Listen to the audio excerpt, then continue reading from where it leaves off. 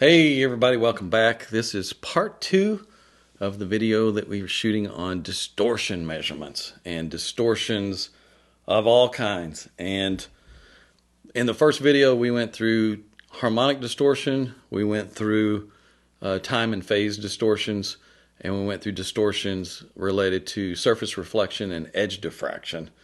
And today we're going to go right into stored energies and cabinet resonances, and 1/3 type of distortion that I claim is the biggest of all distortions.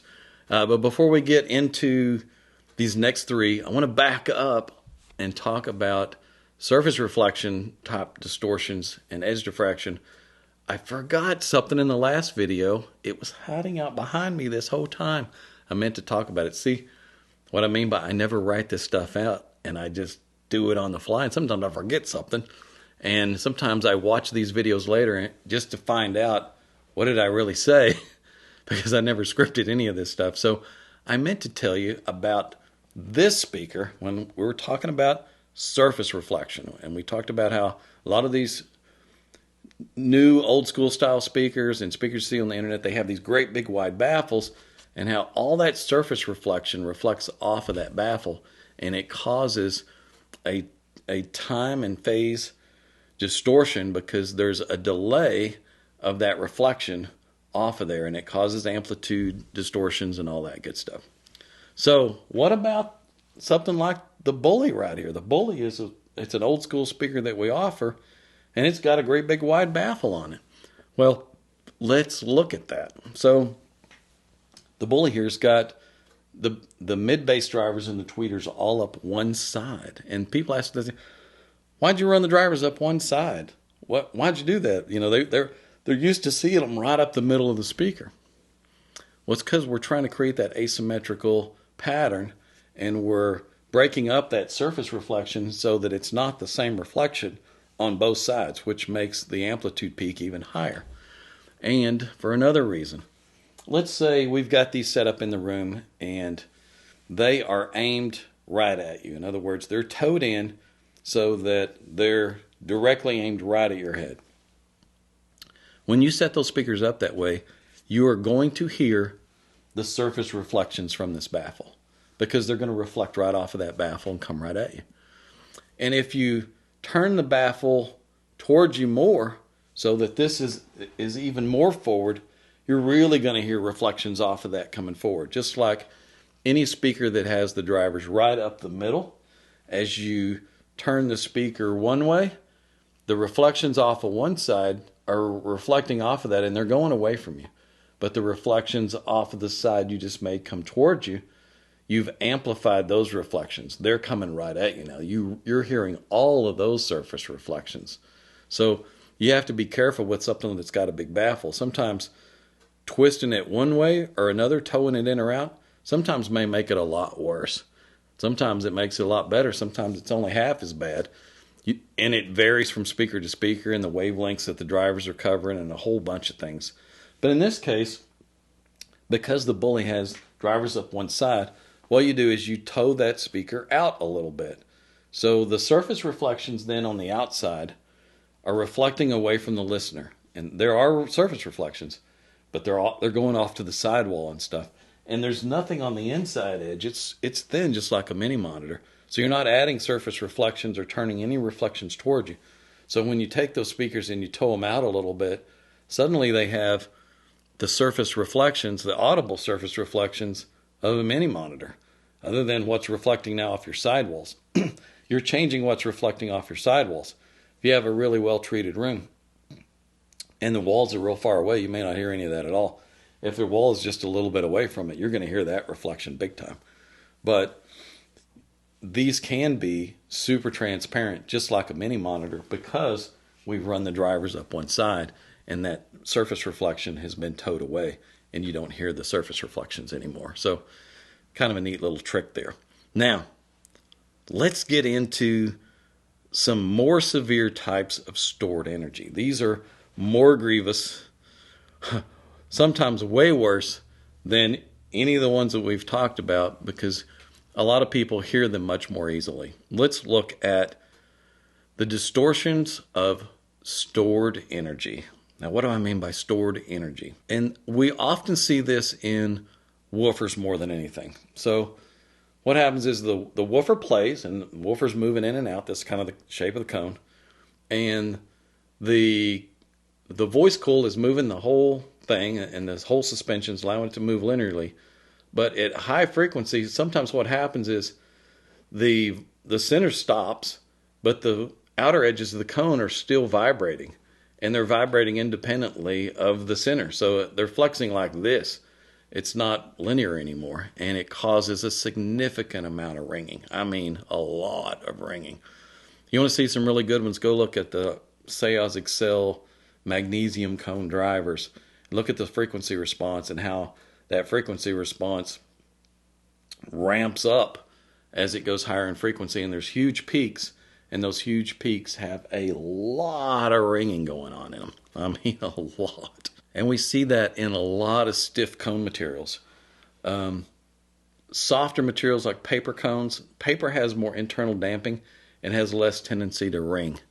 Any of your really stiff materials, your carbon fibers, your all those metal, different types of metal cones, they all have quite a bit of ringing to them. If you take carbon fiber and lay on it with lay some paper with it, do a composite, a lot of times that gets really good.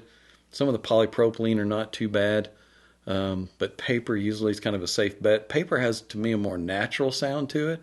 It sounds more realistic, and it has a lot less breakup. Almost all of our drivers that we do are paper-based cones, and they're specifically designed to have minimal breakup.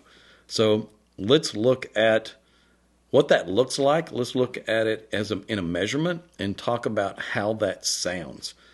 And I've pulled up some here that were pretty bad, stuff that I've worked on in the past. Some were so bad that I just couldn't fix it. I didn't even want to try to fix it. The first one is a Polk LSI 9, and let's look at that picture. Let's look at a picture of that one, and let's look at the spectral decay of that speaker. And you can see right there in the spectral decay, you see a lot on that woofer. You see a lot of information there coming down at you and holding that. Man, there's a lot of stored energy there. And a lot of times when you see peaks in a woofer's response, usually those are areas of stored energy. And if you see it carry on like this over a long time, that's very indicative of a stored energy problem. In this case, we see two peaks there that are pretty high stored energy levels, and then you see that they're dropping off, and then you see almost a secondary lump come up. Sometimes a secondary lump that comes up out of nowhere is a reflection in the box that's reflecting back within the box and then coming back forward, and it's re-exciting the woofer. Sometimes we see just a resonance so bad like this that the initial signal stops, and then you see the secondary, just the resonance from that thing, carry on for a long, long time. What that sounds like is there is a residual ring on any notes within that area. For instance, listen to a piano, and instead of hearing the actual decay, then the decay structure of the piano, you hear the ring of the driver. The ring of the driver just completely masks it, and it covers over all that natural decay. And some people may listen to a speaker and not realize that what they're hearing is a lot of stored energy and a lot of ringing or a lot of breakup, because they're just not used to listening to it, and they think, "Oh, that sounds pretty good. You know, I don't notice any problems there." And that's the way some people are. They may not notice it. When you're used to listening to, let's say, a piano and a female vocal or something, and you know how it sounds, and then you throw up a set of speakers like this that has a lot of stored energy in that region, you notice it quite quickly. Like, that ain't right. That's not the way that's supposed to sound. There's a lot of residual ring going on there. And it can sound a little harsh after long listening periods. It can be a sense of brightness, especially right in that 1 to 2K hertz region. 2K hertz region, it can be really bright. Let's look at a couple more. The Dynaudio Special 40. That little polycone woofer they have has a really bad resonance right there at just above 1,000 hertz. It's bad. and I had to go in and design a network for that had a nice little notch filter right there that kind of EQ'd that down out of it and created some damping for it right there, to get some of that out of it. Otherwise, that's a very clear audible distortion right there. One of the worst ones I saw, I think this was last year when I had one of these brought in. Somebody brought in an LSA Signature 50. Beautiful speaker. Let's look at the spectral decay on that one. That's really bad. That's bad, and the resonance is up there closer to 2,000 hertz or a little higher, and that's a lot of ringing. That is a very strong distortion that's going to mask everything. Like, that is a residual ring you can't get away from. That's when you say, please turn that off. I can't listen to that anymore. That's how bad that is. And then let's look at some full range drivers. And when I say full range, they're really wideband drivers. They're designed to take a full range signal and play from a reasonable bass level all the way up to the highest frequency range. And sometimes those drivers just don't do that very well. In fact, more often than not, they're really bad. And I've got some here that I pulled up that I wanted to show you guys that illustrate what really bad looks like, and we're going to talk about how that sounds. Let's look at this little Mark Audio driver. I don't remember the model. It's been a long time. It was a little metal cone type driver, and let's look at the frequency response on it. The reason I want to look at the frequency response is so you can see just how bad the ringing and breakup is at the top of its range.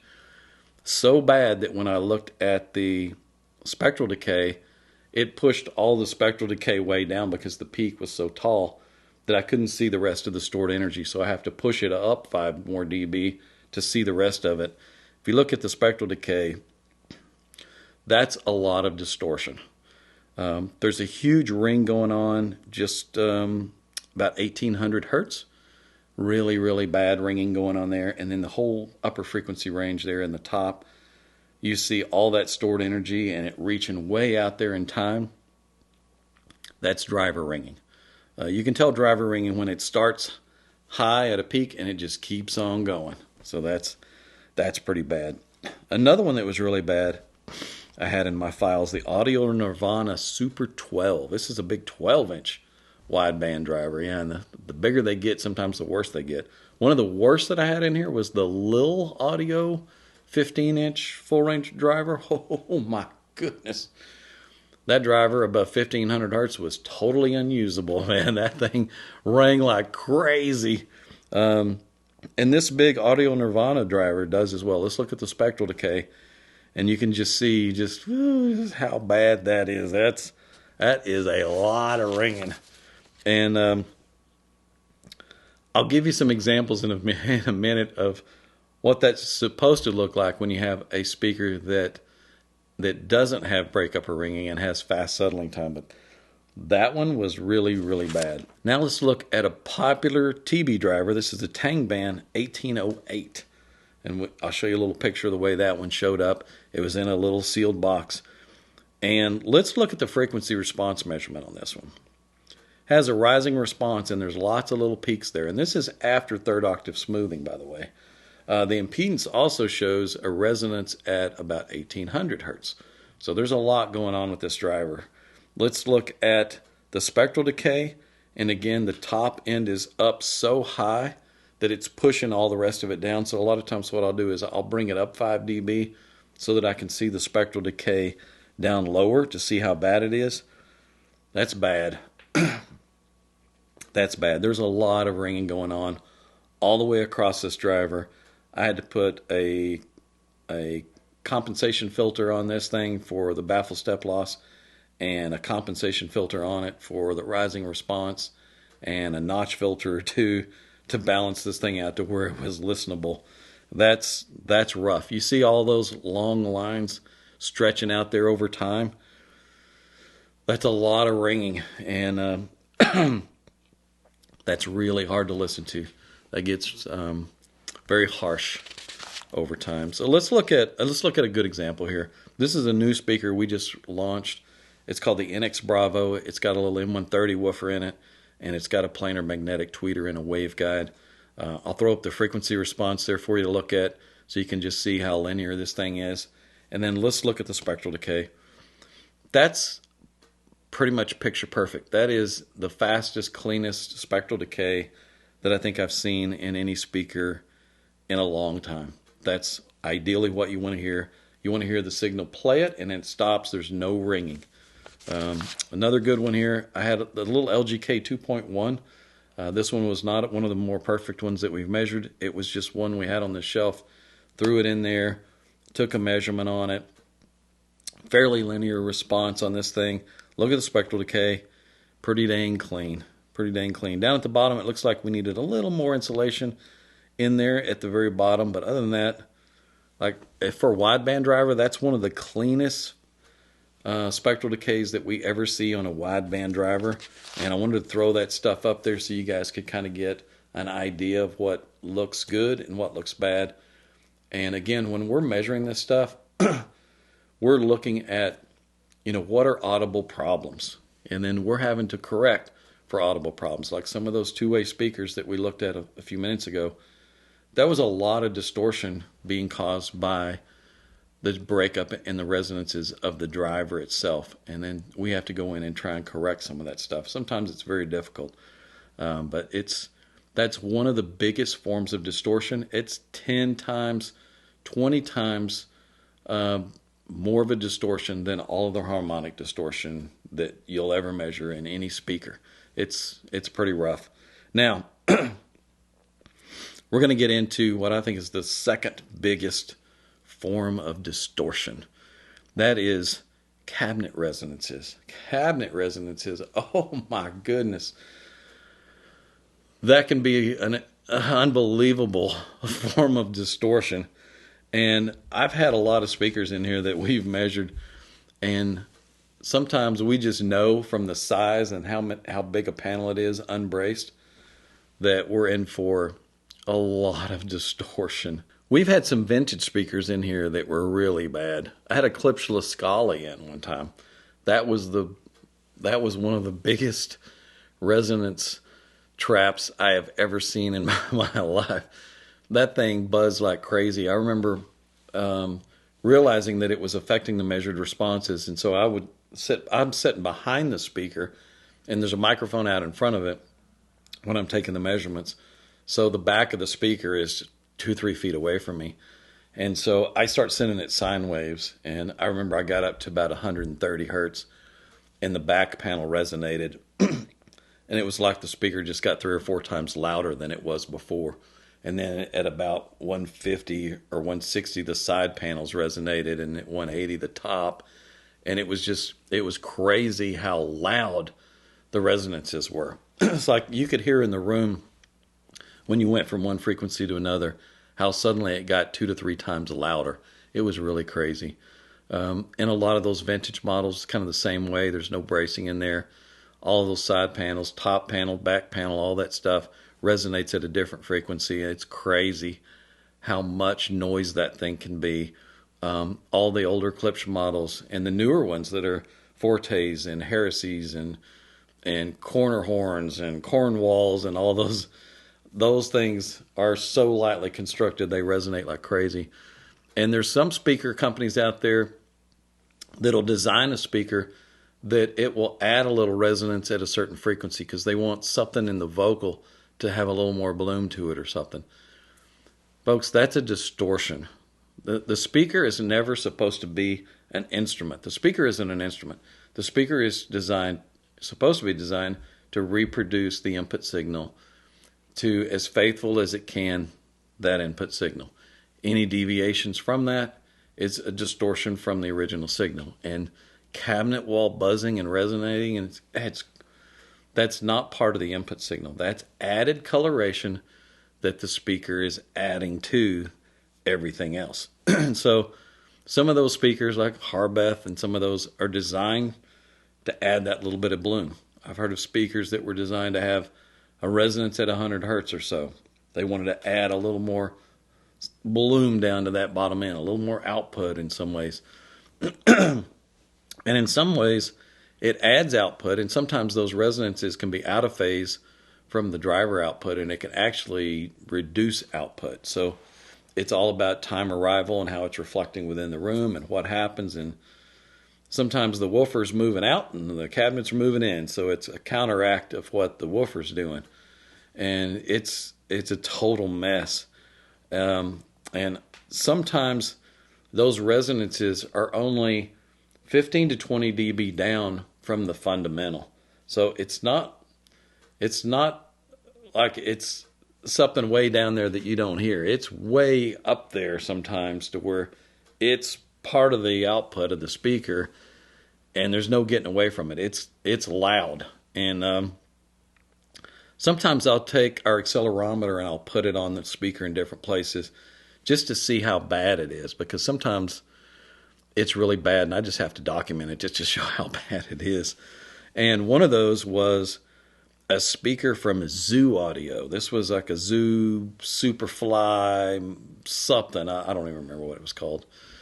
And it had one brace running through it diagonally, but it didn't brace the side panels very well. It had no bracing on the front panel, none on the back panel. It was really bad. So I left in the frequency response measurement of the speaker on each of these measurements, and then I added the accelerometer measurements so you could see how bad it was and how far down it is in output versus the fundamental. And each of the panels has a different resonant frequency. And sometimes you flex the panels and the panel flexes and then it resonates, and then there's harmonics of that panel resonating. So it's resonating at different frequencies where maybe a fundamental resonance and then a harmonic resonance of that one and that one. And it's a huge resonance, and sometimes it covers a wide range, and it's just a complete blur and smear of everything. Everything, usually from a good 1,000 hertz on down, it can be just a complete smear. So let's look at the top panel. That's the smallest of the panels. So look at the resonance there, and it's a pretty good little peak in one spot. And let's look at the spectral decay of that resonance right next to it, and you can see that that's or right under. Let's do one and then the other right under it. You can see it's coloring the sound a lot. The next one we're going to look at is the top of the side panel. So we're on the side panel up close to the top. Notice how it's almost in the same frequency as the top panel. So we're going to have some of those panels resonating really hard at the same wavelength. Now it's going to be really loud. And spectral decay on that, again, shows a lot of resonance. And then the middle of the cabinet, and I think that might have been the middle of the cabinet on down the side, and that's right where the brace is. So right where the brace is, we're not seeing as much of a big peak resonance. We're seeing more of a smaller resonance, but it covers a broad area. Looking at the spectral decay on that one too, you can see it covers a little more of a broad area. So there's still a lot going on even where the brace is. And then this one is the upper section of the back panel. And again, there's a really hard resonance there. And if you look closely, the peak of that resonance is only 10 dB down from the fundamental. So ask yourself, how loud is that? That's pretty aggressive. And again, spectral decay shows that it goes on for quite a ways. And then we're looking at the back panel further down. That's where it's flexing a lot, actually. And it's flexing over a wide range, and we're seeing multiple resonances all over the place. And again, the spectral decay shows a whole lot going on there. Again, we see this in tons of speakers. Some of them more egregious there. We're going to look at the inside of the Forte 3, where we've gone in and we've added little diagonal braces, and we've glued those in, and we've stiffened up those panels so that they quit flexing so much. If you stiffen it up, then that resonance is shifted to a higher frequency.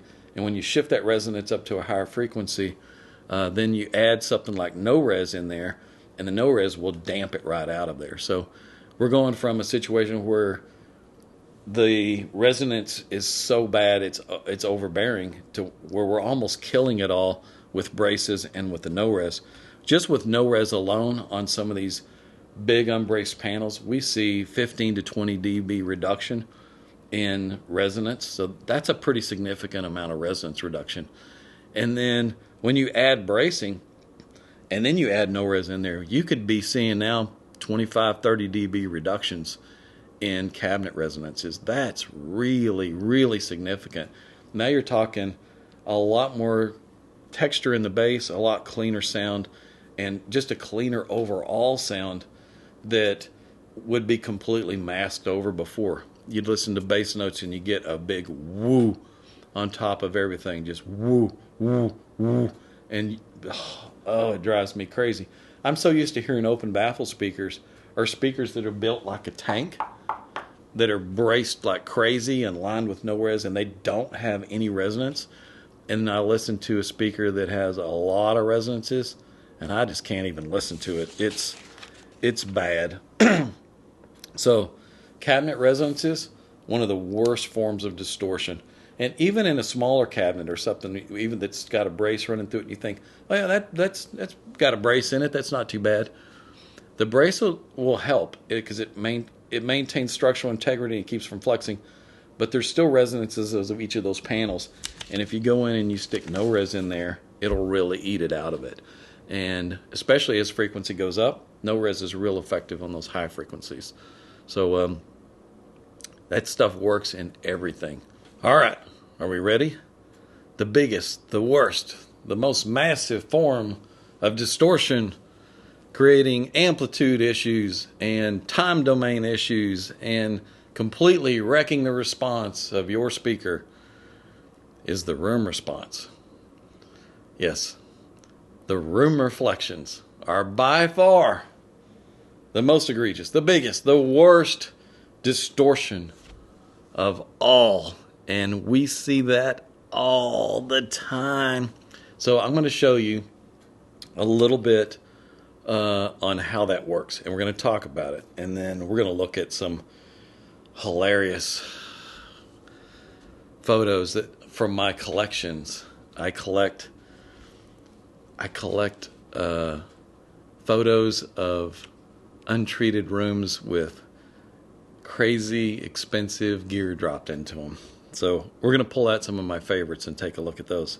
But let's look at what I'm talking about here. Why is it that I say the room response or the room reflections are the greatest form of distortion? Let's look at first just changes in amplitude. So we're going to look at the measured frequency response of just a monitor that I had sitting in the shop one day. And then I stood a 4x8 sheet of wood up, a big sheet of plywood up against one of our work tables and locked it down and set the speaker at so many different inches away from that reflection. And it's not even a full wall. It's just a 4-foot by 8-foot sheet.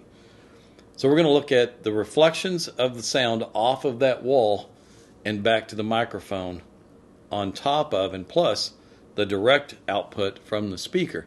Now, all the other reflections were gated. That means before the floor reflection arrived, we've gated that out. So no floor reflection, no ceiling reflection, just the speaker and that one wall that's only a 4x8 sheet of plywood. And it's lined up to where the speaker is even with the back edge of the wall. So the whole 4-foot long piece is standing up there, 4 feet facing the microphone and 8 feet tall. That's right there next to the speaker. So first of all, let's look at just the speaker on its own, just the frequency response of it, just sitting there on the stand with a gated response. It's within 2 dB all the way across. Now, the first measurement is with it 36 inches from that wall. And if you notice, already we're seeing little ripples take place. That's 3 feet away. How did it affect the response? Look at what it did down low. It caused a big lump down low that shot up there several dB. And little ripples all the way across. And then let's move for the second measurement. Let's flip-flop them. 36 inches from the wall, and then right underneath that, 30 inches from the wall. Notice how much it changed by just 6 inches that it moved closer to that wall. Remember, this isn't even a full wall. This is just 4 feet by 8 foot sheet. Now, let's move that one up. And then underneath that one, let's put in 24 inches away. Notice how bad the frequency response is starting to get. I mean, Remember, the heart of the vocal is the 300 to 500 region. 300 to 500 hertz, that's the heart of the vocal. What's happening in that frequency range? It's already showing swings of 8 dB, top to bottom. It's already destroyed at 2 feet away. Now, here's where it really gets bad. Let's move that one up, and then right underneath it, 18 inches from the wall. Now, we're seeing a deviation. It looks like 12.5 dB. Whoo, man, that's rough. Now, move that one up. Underneath that one, let's put 12 inches from the wall. And I see pictures all the time of people have a speaker a foot from the wall. What is it doing to the response? Whoo! Remember, this is just an amplitude. We're not even talking about the time delay, that it's messing up what's happening in the soundstage because of the phase delay and the time delay issue. We're just looking at the amplitude effects. You know, where it's arriving, it's reflecting off that wall and it's arriving out of time. It's canceling that out. And where it's arriving in phase, it's reflecting off it and it's adding to it and it's causing peaks. We're at almost 20 dB range that the response is moving, 20 dB. Now, let's move that one up. 6 inches from the wall. Notice that the low frequency now is coupling because those wavelengths are long. So they're coupling, but the wavelengths that are shorter, they're canceling out. So now the disruption to the response, it's all the way. It's the whole speaker is completely disrupted. It's 6 inches from the wall. Then the last one, let's move that one up. Then right underneath the last one, it's 1 inch from the wall. And I see this in pictures sometimes. I see a speaker that's 1 inch away from the wall. Look at what it did to the frequency response. I can barely keep it on the chart. That's a 30 dB range, I think, on the chart. Something like that, or 25 dB range. Let's see, 25 dB range. It barely fits within that whole range. It's totally destroyed. The whole response is messed up. I see this all the time. Now, let's look at some of my favorites here. These kill me because, guys, you could take an inexpensive system and set it up in a well-treated room and pull the speakers out, get them away from the walls. You know, we're looking at about a 6 millisecond delay or longer, and your ears perceive that as a late arriving effect. In other words, your ear perceives it as ambience. If you set the speakers right up against the wall, the bass response reflects back off the wall and comes forward, and it's out of time with the original signal. In other words, here comes the bass, and it's boom, boom. It's like you've got one right behind the other, and it completely smears it, and it disrupts everything. The imaging, the soundstage layering, all that stuff gets smeared because your ear hears it as one thing coming forward, just blurred together. It doesn't hear it as a late time arrival because, rule of thumb, 6 milliseconds, it's a lot less than that. So it's just like some of these pictures that we just saw where the response is all over the place. So let's look at some good ones. This one is a picture of some B&W speakers. This is some of their top models. It's probably got some really nice gear there. And it looks like a hardwood floor and hard walls. I see no room treatment around this thing at all. This may be at a show, judging by the air conditioning and heating system that's right there at the roof of the room. I don't know. But I can just imagine how that sounds. Another funny one here, YG Acoustics. Those are actually really nice speakers. I've heard those speakers set up well at shows to where they sounded really, really good. And I can tell you right now that with this tile floor and this bare wall and them shoved right up against the wall, that response has been completely destroyed. Like, that is not going to sound good. And those are expensive speakers. And that just kills me. Second one, some Wilson Audio speakers. And look at this one. This Wilson Audio, it looks like a tile floor and no treatment on the walls. Great big powerful amplifiers, which are needed with those Wilsons probably. And that's one of Wilson's higher end models. And those are not bad speakers. Those are great speakers. But in that application, man, that room is going to cause, again, time and phase distortions, amplitude issues, they're going to be all over the place. That just blows me away. Here's another favorite. This is some Focal Utopias. Again, a really expensive speaker. This speaker has a pretty good sized front baffle. There's a little bit of surface reflection, but it has nice curved sides, so it doesn't have any diffraction. But man, again, we're looking at a tile floor. We're looking at glass windows down one side of the room, hard surfaces. At least there's some bookcases behind it. That helps a lot, but still, woo. Focals tend to be a very bright, aggressive sounding speaker. That tweeter can be very overbearing. It can be quite a bit. It can be a bit much. And with that application right there, woo, man, that scares me. Here's another one, a Dyne Audio set of speakers set up with, and probably some nice gear. No treatment, bare walls, hard floor.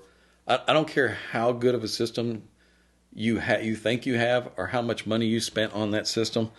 When you drop it into an environment like that, you've wrecked the response. And there's no way that that's going to sound good no matter how much money you spend on the gear. So guys, put your money into the things that matter. You know, treat your room, set your speakers up properly. There's so much to gain there. It's crazy. Here's one from Kef. There's a Kef speaker set up. Again, this just came off the internet somewhere. They've got them just sitting out there on the top of a long countertop and no room treatment and hard floor, and wow. You know, that's just crazy to me. And of course, maybe they just got started. They got speakers, and maybe they went in later and they treated everything.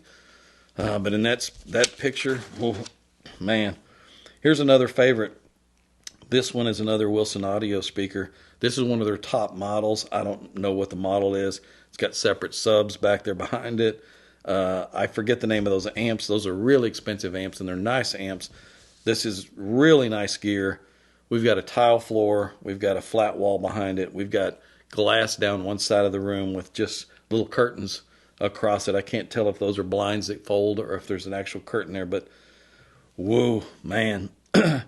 That's rough right there. There's probably $500,000 worth of gear there in a room that would be absolutely horrible. Here's another one, some big JBL speakers. Again, hard floor, windows down one side, no treatment on the front wall. Just, oh man, I cringe to see the picture. And I'm sure they're real proud of this stuff and the gear, but man. Two left here. I want to do that because they just crack me up. Two horn speakers. Now, horns typically have a bright sound. They're aggressive already. I don't even know what kind of horns these are, but I can only imagine how they sound in this empty room. Reminds me of taking a clock radio, sticking it into a 55-gallon drum, cranking that thing up, and then sticking your head down in it. That's kind of the impression I get when I see stuff like this. And then the last one, these are some Avant-Gardes. They're horn speakers as well. They're crammed right up against the wall. There's a hard floor. There's a sheet of glass right next to the speaker that's not very far away, so it's completely disrupting the response of that speaker. Man, I just don't even know what to say sometimes when I see stuff like this. To all of my customers out there who know better, thank you. Thank you for listening to me. Thank you for being an avid hobbyist and for wanting great sound. Again, a well-treated room with some inexpensive speakers, parallel encores, and a budget system. A lot of times you're going to get better sound, better imaging, better clarity, something you can enjoy listening to that's going to go far, far beyond spending $500,000 worth of money on gear and putting it into an empty room with speakers up against the wall and speakers next to the wall and the craziest stuff I see. And that's one of the reasons when I go to shows, I see a lot of nice, good companies with really nice gear and nice speakers in an empty room, and it does not serve you well. This is not the good old days where you just had to impress your dealers and hobnob with a few reviewers that you're going to send this product to later so you get a great review on them. there's people actually coming to these shows, and those people have voices, and the internet is like a giant newsroom, and it's full of information, and they're going to tell everybody how your system sounds when they go to a show and they hear a system in an empty room and it sounds like garbage. Not because your gear isn't good, but because you didn't set it up very well and you didn't bring any room treatment. So food for thought for all you manufacturers out there that go to the shows. Food for thought for all you consumers out there who are spending your money and you want great sound. Put it into your room. Put it into your room and put it into your speakers. Think about speakers that don't have design issues that are causing distortions. Time domain distortions, surface reflections, diffraction, stored energy, cabinet resonances. All of those things are huge deviations from the original signal. Think about those things when you're looking at speakers. Don't ask me about, can you get me a measured response of your speaker showing total harmonic distortion measurements? That's stupid. I'll tell you right now, that's a drop in the bucket compared to all the different types of distortions that there is. And what's really funny is somebody sends me a picture of their room and they're asking me about some speakers, and their room's completely untreated. It's horrible. And they're asking for distortion measurements. Like, that is the craziest thing. It's like you're worried about something within the harmonic structure of the speaker, and you've got a room that is wrecking your response. Like, you don't need to be worried about distortion measurements. In fact, we should never really be worried about distortion measurements. If you want to see the one measurement that tells you more about how a speaker is going to sound than any other measurement, look at the spectral decay. The spectral decay will allow you to see surface reflection, edge diffraction, stored energy of the drivers. It will allow you to see whether or not it was stuffed properly, and we see a back wave re-exciting the woofer. We can see a lot of information in a spectral decay. Look at those measurements. Quit asking for harmonic distortion measurements, which don't mean anything until things go awry. You know, when you overdrive something, absolutely it's going to go into distortion. The amp will, the speaker will, everything will when you overdrive it. We're talking about how things sound at realistic levels and listening to and enjoying your music. You're not overdriving anything. What are the things to listen for? What are the things to look for? I've just covered a whole bunch of types of distortions. It's not about voicing. It's not about voicing a speaker to make it sound like I want it to sound. A lot of times stuff comes in, we're attacking specific elements like that that cause distortion. Those aren't subjective. They're real, they're audible, and they make a difference. So keep that stuff in mind. And if you've stuck with me through this whole thing, especially if you watched both videos, wow, first of all, wow. Thank you for watching all that. Thank you for being interested in it. I appreciate it a lot. I hope it helps. I hope it helps all you hobbyists out there and all you enthusiasts. And if you enjoy videos like this, please hit the like button and hit the subscribe button, and we'll see you guys in the next video.